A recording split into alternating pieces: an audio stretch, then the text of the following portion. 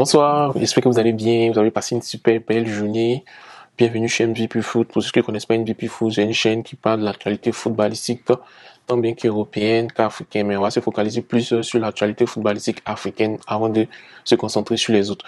Donc aujourd'hui, on va parler un peu de, comment on dit, ce qui s'est passé avec les équipes nationales en qualification de la CAN. On a déjà tous nos qualifiés. Ensuite, on va parler un peu comment on appelle, du beau geste du Real de Madrid.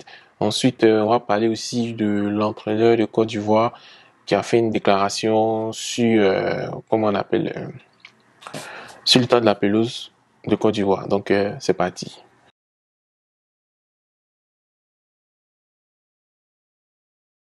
Et puis aussi, on me dit que 85% des personnes, ici on me dit 85% des personnes qui regardent la vidéo ne sont pas abonnées. S'il vous plaît, veuillez vous abonner, ça va nous donner de la force en fait. Voilà, donnez-nous de la force pour qu'on puisse continuer. Donc, veuillez vous abonner. Qualification à la CAN de Côte d'Ivoire, tous les pays sont qualifiés. Dieu merci, le Cameroun est qualifié parce que nous, en tant qu'Ivoiriens, on veut que le Cameroun se qualifie aussi. Donc, le Cameroun soit qualifié pour que la fête soit belle. Et si vous regardez tous les pays qualifiés, il n'y a que les grandes nations de football seront présents en Côte d'Ivoire, à Abidjan. Côte d'Ivoire, on fait la fête, on va manger à Loco, on va manger les gabas, on va être content. En tout cas, la CAN 2024 va être une très très très belle CAN en Côte d'Ivoire. À part quelques pépins au niveau du stade, mais je pense que ça va se régler rapidement. D'ici un mois, tout va être, d'après les Ivoiriens, zo. Donc on commence par comment on dit, le meilleur buteur de la qualification de la CAN, selon vous. C'est le meilleur attaquant africain du moment, Victor Osimhen. Il a marqué 10 buts. Donc, félicitations à Victor Osimhen. Il est suivi par Sadio Mané qui a marqué 5 buts. Vous voyez la différence entre, comment on appelle, Victor Osimhen et Sadio Mané. Vous voyez que non, l'Afrique, il n'y a pas vraiment de concurrent de Victor Osimhen actuellement, en fait. Donc, il faut qu'il y ait des concurrents pour Victor Osimhen parce qu'il est trop seul dans son nuage. Et on a Louis Mafuta, qui vient du Centrafrique, qui a marqué aussi 5 buts comme Sadio Mané, en fait. Et on a Patson Daka. Si ceux qui se rappellent le match de Côte d'Ivoire-Zambie où la Côte d'Ivoire a perdu 3-0 en Zambie, Patson Daka a fait très mal aux éléphants. Donc attention à cet attaquant. On a Youssef Nsankani. Voilà.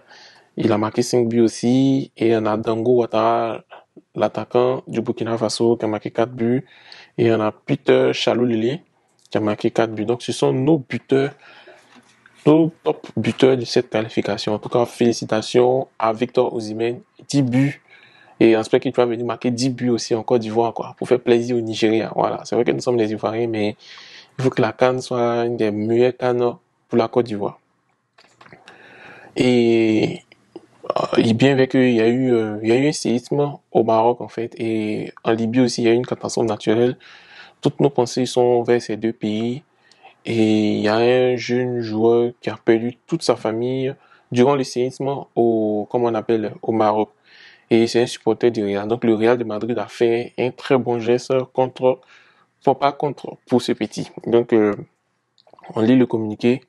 On dit le Real de Madrid a retrouvé Ibrahim, le jeune supporter marocain qui a perdu toute sa famille lors du tremblement de terre survenu au Maroc. Le club merengue a décidé de rechercher activement Abderrahim après son témoignage bouleversant où elle expliquait le rêve de son père, en fait. Son père, c'est que son père voulait pour lui. Donc, il voulait que j'étudie, je devienne quelqu'un à l'avenir. Il voulait que je sois médecin ou enseignant. Ce que je veux faire maintenant, je veux faire mes études. Donc, le Real de Madrid a décidé de prendre soin de lui. Donc, il va aller en Espagne.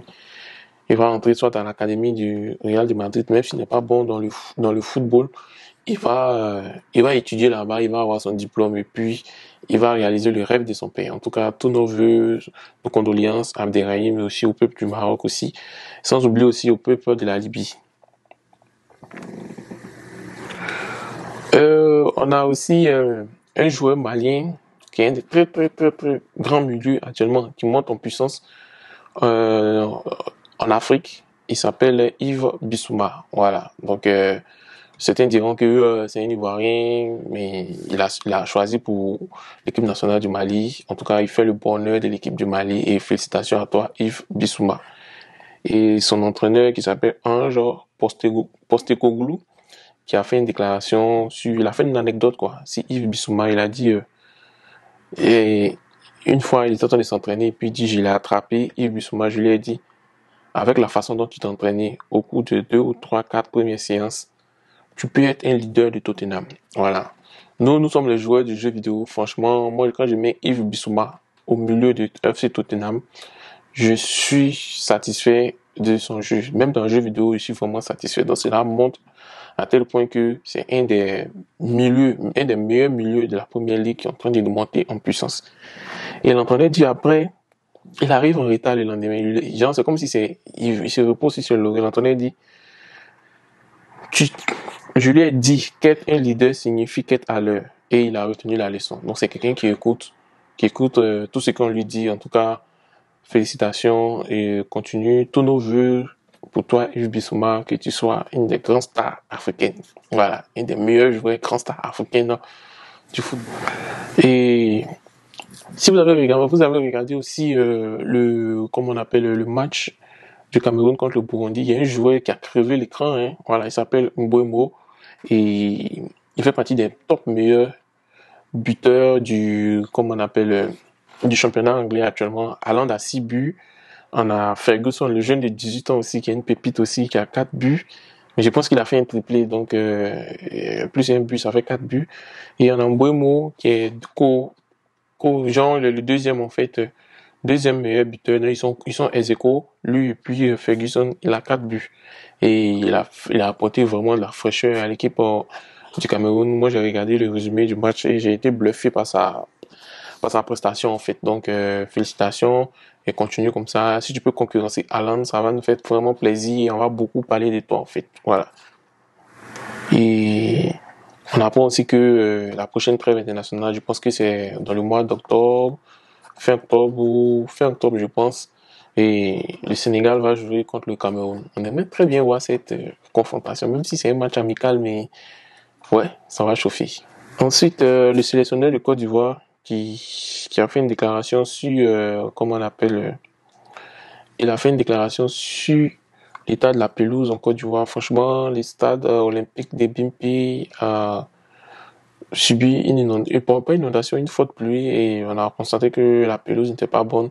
Dieu merci que c'est arrivé avant la CAN en fait. Donc on va pouvoir régler ça rapidement. Voilà. Donc l'entraîneur de Côte d'Ivoire il s'est exprimé, il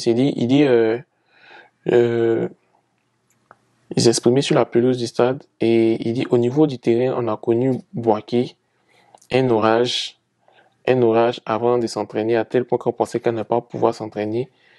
Il y avait tellement d'eau et une demi-heure après, l'eau est partie. Le terrain était à nouveau praticable parce qu'il y a eu du bon drainage. Mais pour la pelouse de Bimpi, il n'y a pas eu d'absorption. Et quand on sait qu'on risque de jouer des matchs capitaux dans ce beau stade, il y a une réflexion à avoir. Donc voilà, il faut vraiment réfléchir, chers amis, cher peuple de Côte d'Ivoire.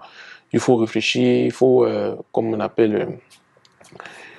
faut mettre le bouchée double en fait. Voilà, ça c'est quelque chose qu'on peut se régler rapidement en fait. Voilà, on met le bouchée double, on met une bonne pelouse, pelouse hybride, la bonne terre qui va drainer l'eau rapidement pour que le terrain puisse être praticable, pour que nos éléphants puissent jouer dans ce beau stade. Franchement, c'est un très grand stade. Donc, il faut que beaucoup de personnes puissent participer au match des éléphants, leur donner la force. Donc, il faut que les éléphants jouent dans ce très beau stade. Donc, nos autorités, on vous fait confiance et allez les éléphants. Donc, chers amis, merci et on revient demain encore pour une nouvelle vidéo.